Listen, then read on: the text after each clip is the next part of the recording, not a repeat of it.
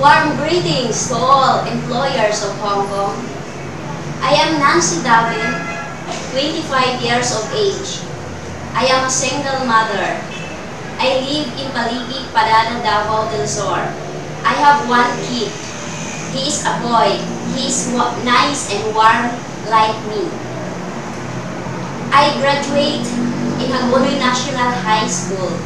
I also study in college but 1 year only due to financial problem. But I work at Frangil's Snack-In restaurant for 2 years. I also work at Rosie Ramirez's house as DH, and I know how to cook, how to wash clothes, ironing, cleaning. I also like gardening. I also like pets. I like to take good care of them.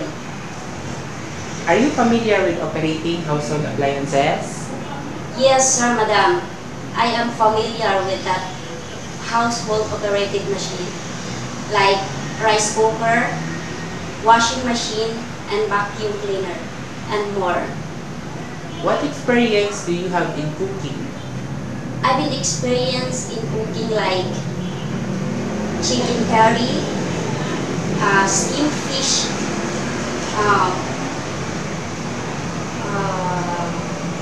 and many more. Why do you want to work in Hong Kong?